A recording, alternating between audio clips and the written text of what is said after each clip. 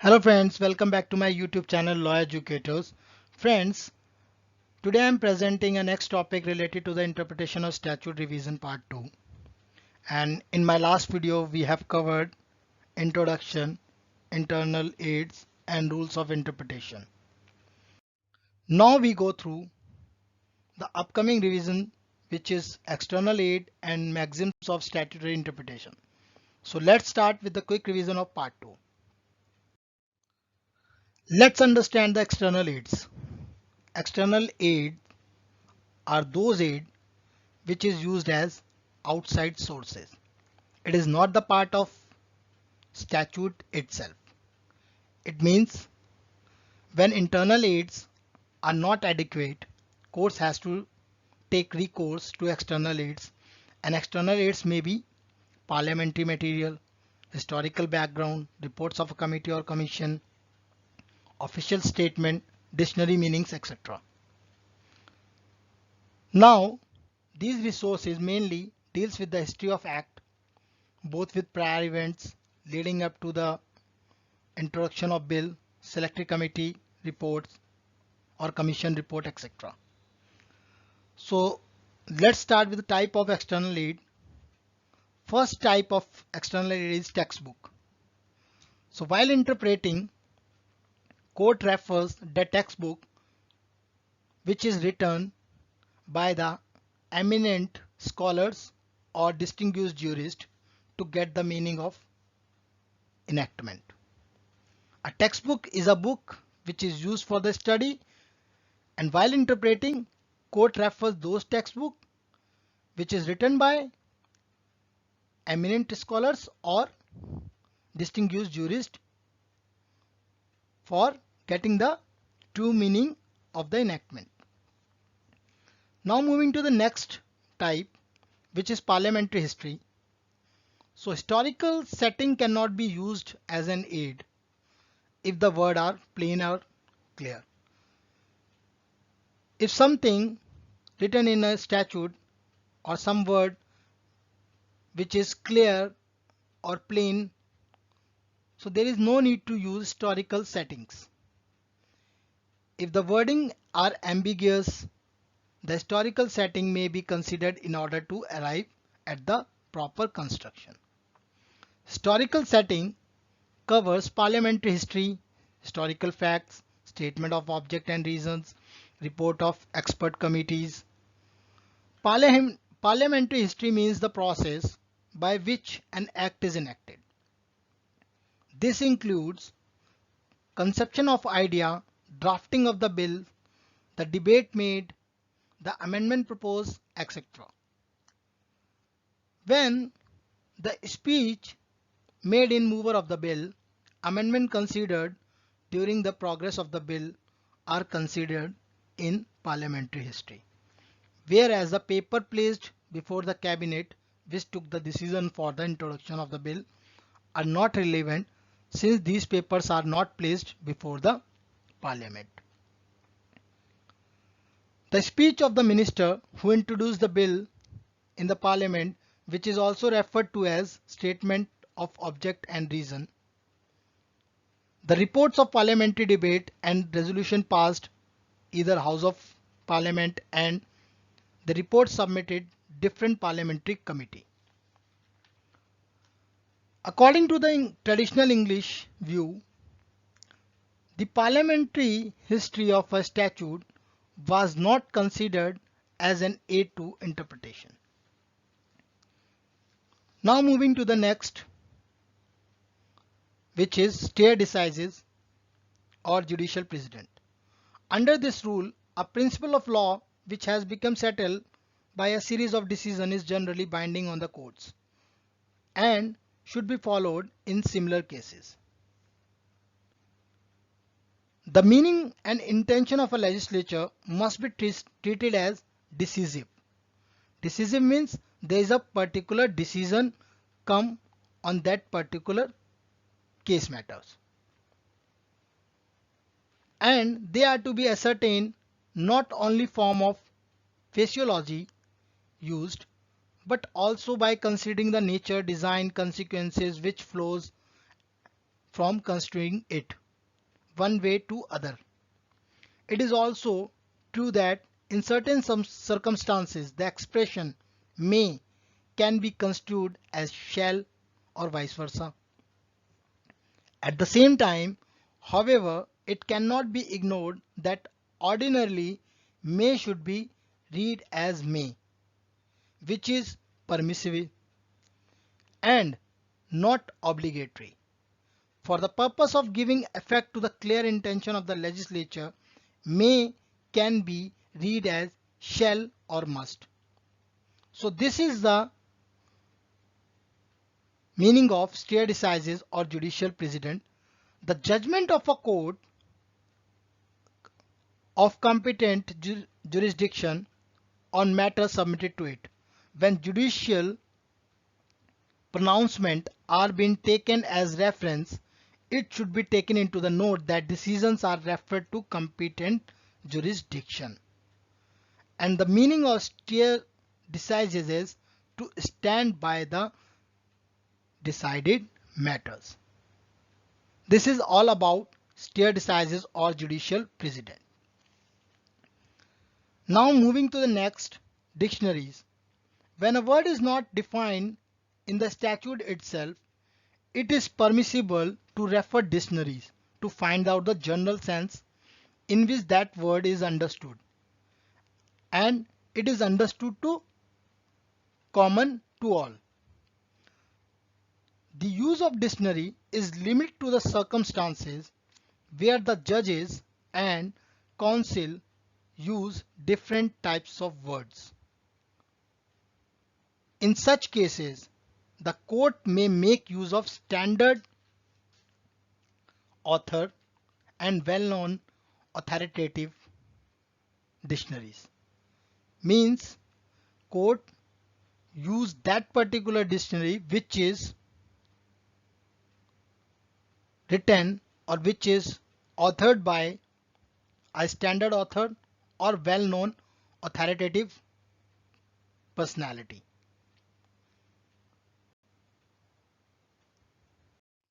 So friends, now we will cover the maxims of statutory interpretation. So these are the following maxims we need to cover quickly. First maxim is adjustum generis as the same kind. The meaning of adjustum generis is as the same kind. It is denoting a rule of interpreting statute and other writing by assuming that general terms describing a list of specific term or category. So getting a meaning for a writing by assuming a general term which is kept from list of specific term or category. There is example, if we talk about the list of road transport vehicles or a category of road transport vehicles. So first thing we have car, bus, truck and rickshaw etc. are the road transport. So these are the list of road transport vehicles. If we put aeroplane in that, so it makes no sense according to the category of road transport vehicles, because aeroplane is the air transport. There is another example which is related to the list of odd numbers. If we talk about the list of odd numbers or category of odd numbers, the odd numbers are 1, 3, 5, 7, 9.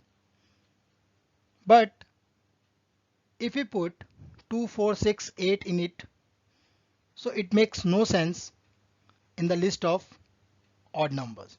So these are the examples. So definitely the maxim says the writing by assuming that general term describing a list of specific term or category. If we talk about a specific category, specific term, the specific category relates to road transport, car, bus, truck and rickshaw are the specific category of road transport.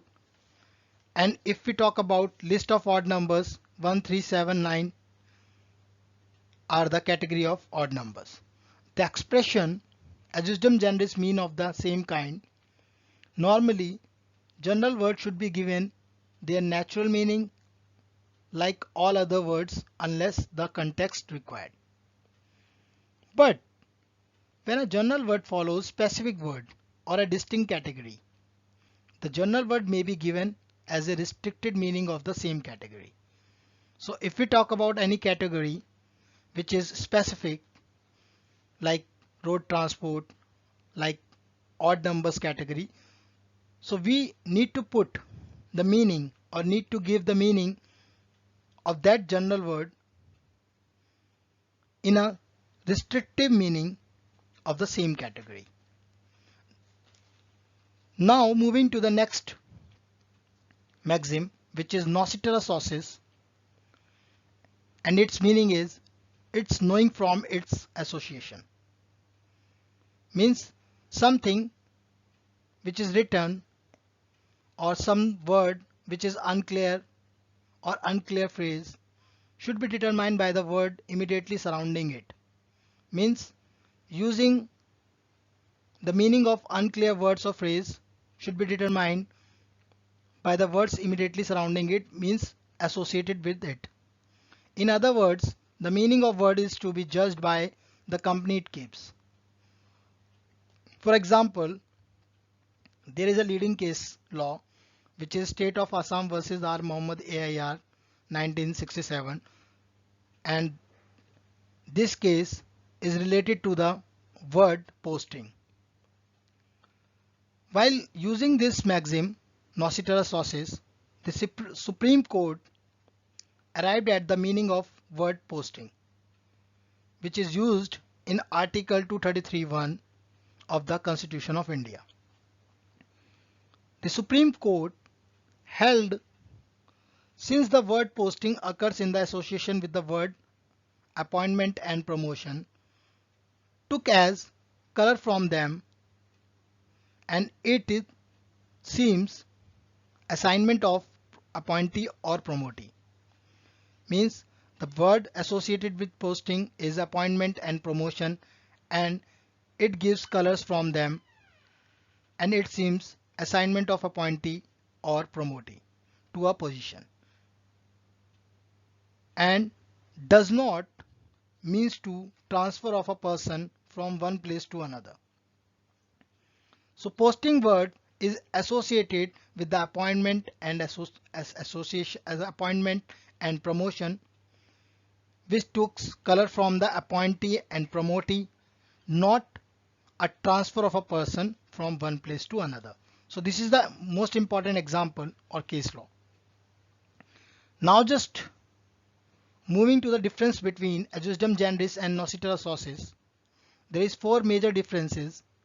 First, adjustum generis is narrow in application. In other part, nocitera sauces are wider in application. Adjustum generis only color to general words. In other part, nocitera sauces give color to all words. Third point, it takes color from preceding words only. In nocitera sauces, it takes color from the word around it or associated with it, whether preceding words or succeeding words. Number 4, adjustum generis required a class and category of specific word. But in nocitera sauces, it does not require any class or category of specific words. Now moving to the next maxim, expressio unius est exclusio alterius, meaning express mention of one thing exclude other. Take that part which is related to the provision and exclude all others. It is not necessary to add other words to the list in order to make sense of provision. Use that meaning which is related to the provision or statute and exclude all others. When something is mentioned expressly in a statute, it leads to the presumption that things are not mentioned are excluded. If something expressly given in a statute, so there is a presumption that those things are not available in that statute are excluded. It is not for the courts try and second guess that Parliament mean to add other words by association. There is no need to try by a court that Parliament mean to add other words by association. For example, if a statute refers to lions and tigers, then other wild animals are excluded from it. So there is an expression mentioned there. The statute is related to or referred to lions and tigers. So definitely other wild animals and leopard, other wild animals are excluded from it. There is no need to add leopard and other wild animal in it. So this is the meaning of expressio unius est exclusio alterius. Now moving to the next maxim, ut res magis valeat quam pereat. It is the rule of construction, which is literally means construction of a rule should give effect to the rule rather than destroying it. It means it is better for a thing to have effect than to be made void. For example, in case of making a contract between two parties, it may happen the contract made between themselves contains many mistakes or flaws. This maxim says, even though contract contains mistake or inadequate fact, but it should give effect to that contract rather than make it void or declare to be void. So this is the meaning of ut res magis valeat quam pereat. Now moving to the last maxim, redendo singula singulis. And the meaning of this maxim, by referring each phrase or expression to its corresponding object. Whenever we talk about any phrase, any word, we need to read that phrase or expression with its corresponding objects. According to this maxim, we need to read each phrase along with its corresponding objects. For example, there is a two subject or two objects. Cycle or motorbike are the subjects and petrol and air pressure are the objects. So definitely we cannot put petrol in cycle. So cycle is read with its corresponding object air pressure, and bike read with the phrase or with the word to its corresponding object petrol. There is one more example which is related to a part of restaurant. So example is doctor, engineer and chef in a restaurant. Here in a restaurant, this is the phrase, here in a restaurant only chef is applied, not doctor and engineer. It is just related to the food maker in the restaurant. So simply we read chef is food maker in a restaurant, not doctor or engineer. This maxim principle concerned to use of word distributively, where a complex sentence has more than one subject and more than one object. It may be right construction to render each to each by reading the provision distributively and applying each object to its appropriate subject. So according to it, there is one more example. We can say Wharton Laxon example. If anyone shall draw or load any sword or gun. The word draw is applied to sword and load is applied to gun. So this is the complete meaning of this particular maxim, redendo singula singulis. It says read that word or phrase each to each and give expression to its corresponding objects. There is most important case law, Koteshwar Vittal Kamath versus K. Rangappa Baliga. So please go through this case and you can definitely get complete meaning of this maxim. So friends, today's topic for interpretation of statute revision part 2 is completed. I hope you understood the topic covered in this video. Thank you for watching the video. Please do like, share, comment on video. Also, if you are not subscribed my channel yet, so please subscribe the channel for more videos. Thank you once again. Stay tuned.